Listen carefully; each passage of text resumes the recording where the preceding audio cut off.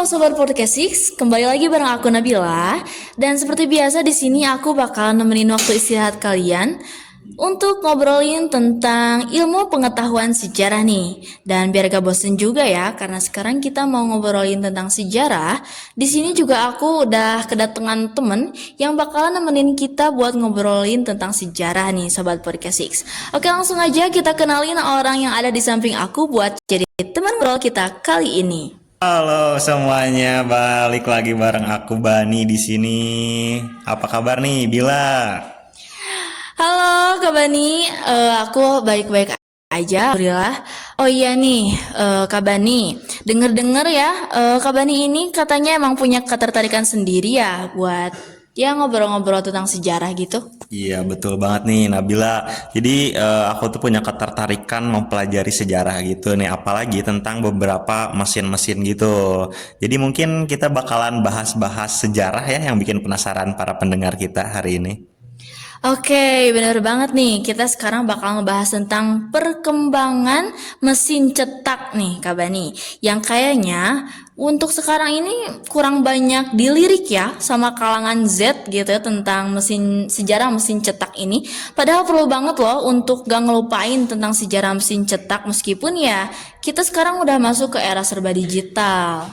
Betul banget nih Kak Nabila. Nah, mesin cetak sendiri itu kan kalau yang aku tahu nih ya, ditemukan pertama kali itu sama Johannes Gutenberg pada 1450. Para sejarawan juga sebenarnya belum nemuin tuh jawaban yang pasti dari mana sih inspirasi awal dari mesin cetak buatan Gutenberg ini. Terus ada juga yang menduga mesin cetak ini terinspirasi katanya dari mesin pres anggur di tempat di mana Gutenberg itu tumbuh gitu, dari Mainz di sana. Wah, menarik banget ternyata ya bahwa mesin cetak itu ternyata terinspirasi dari mesin cetak anggur. Betul banget. Jadi kayak nggak kebayang gitu ya tiba-tiba dari pres anggur ke mesin cetak gitu, dan dianggap ini tuh sebagai revolusi yang paling penting dalam industri percetakan, dan meskipun harus dioperasikan secara manual sampai ke tinta blok teks, itu sangat mempercepat percetakan buku pada zamannya. Oh, begitu ya. Dan seiring perkembangannya zaman juga nih, selain mesin cetak Gutenberg, ada juga beberapa mesin cetak yang hadir ya setelah di tahun-tahun berikutnya. Seperti mesin cetak uap, bahkan mesin cetak elektronik pertama hingga mesin cetak yang ada hingga sekarang. Nah, betul banget. Karena udah disenggol nih tentang mesin cetak uap. Jadi mesin cetak uap itu diciptain pada tahun 1800-an tuh. Mesin cetak uap ini juga merupakan penerus langkah berikutnya dari industri percetakan desain asli Gutenberg yang sebagian besar tetap tidak berubah sampai saat itu. Dan memang saat itu juga mesin cetak uap cukup terkenal dan banyak digunakan ya, Kak Bani. Betul banget nih, buat teman-teman podcastik, saat itu tuh mesin yang satu ini tuh jadi inovasi terbaru dari mesin cetak yang ditemukan oleh pria kebangsaan Jerman tersebut. Jadi di saat itu, keberadaan mesin cetak uap ini bahkan membantu produktivitas percetakan surat kabar maupun koran yang sedang melejit pada saat itu. Waduh, menarik banget ya. Jadi semakin berkembangnya zaman, saat itu juga kebutuhan untuk mencetak buku tuh sangat jadi meningkat banget gitu ya. Tentunya perkembangan mesin cetak juga sudah mengalami proses pembaruan yang sangat panjang. Betul banget. Jadi proses pencetakan ini sangat panjang juga sebelum kita dengan sangat mudah menggunakan mesin cetak yang sehari-hari kita gunakan gitu loh. Jadi para peneliti juga penemu rupanya telah menciptakan sangat banyak versi dari mesin cetak yang trendy pada zamannya. Kalau saat ini mungkin udah banyak ya mesin cetak yang digunakan buat kayak mencetak kertas atau baju, bantal, plastik, dan media lainnya gitu. Nah, betul banget. Nah, selain itu, semakin berkembangnya waktu saat itu, kebutuhan untuk mencetak tentunya semakin banyak dan ternyata tumbuh menjadi sesuatu yang harus dipenuhi.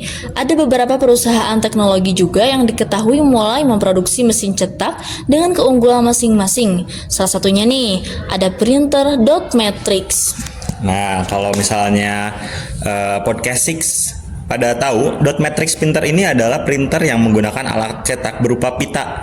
Dikarenakan saat itu masih menggunakan pita, maka hasil cetakan atau outputnya tuh masih terkesan kasar dan masih kurang bagus gitu dibandingkan dengan jenis printer lainnya.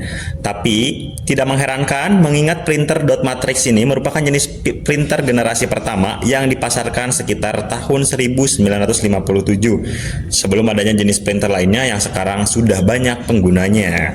Betul banget, Kak Bani. Nah, selain itu juga, ternyata ada mesin cetak inkjet dan mesin cetak offset.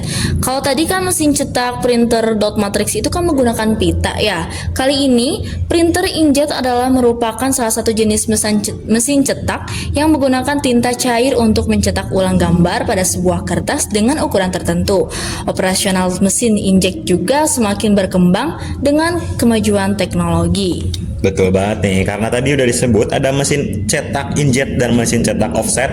Nah, kalau misalnya kalian tahu, mesin cetak offset ini adalah jenis mesin cetak yang paling banyak digunakan untuk pekerja komersil, kayak misal ngejual majalah, buku, brosur, dan lain-lain sebagainya. Setelah kita panjang lebar bahas sejarah nih, kita bahas yang terakhir ya Kak Bani nih. Perkembangan teknologi dan kebutuhan untuk bisa melakukan banyak hal dengan lebih efektif memberikan ide-ide kepada manusia untuk menciptakan pembaruan dari hal yang sudah ada. Mesin cetak digital pun hadir dan mulai menggeser popularitas dari mesin cetak yang sebelumnya udah ada. Betul banget nih. Jadi, mesin cetak digital sepenuhnya sudah menggunakan proses dan juga teknologi digital yang bisa memudahkan juga mengefektifkan pengerjaan cetak kemasan. Beberapa komponen yang biasanya ada di mesin cetak offset pun sudah nggak digunain lagi tuh pada mesin cetak digital karena udah banyak perangkat teknologi terbaru. Perkembangan mesin cetak juga membawa banyak perubahan dan juga percepatan di banyak sektor nih, Kak Nabila.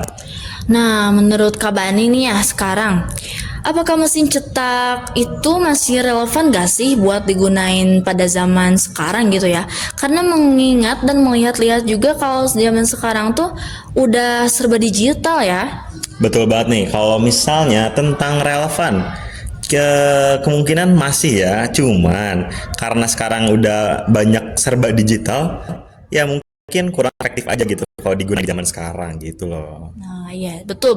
Bener banget nih apa yang udah tadi Kak Bani sampein. Dan akhirnya nih ya teman-teman podcast kita sudah berada di sesi penghujung. Terima kasih buat Kak Bani yang sudah berkenan sharing-sharing bareng sobat podcast kali ini. Dan apalagi mungkin ada yang ingin disampaikan? Iya, saya juga berterima kasih buat Kak Nabila yang sudah mengundang saya dan berbicara tentang sejarah-sejarah mesin cetak tentunya. Terima kasih. Oke, sama-sama. Dan jangan lupa ya buat teman-teman podcast buat tetap terus dengerin dan saksikan terus podcast kami di sesi-sesi berikutnya. Sampai jumpa.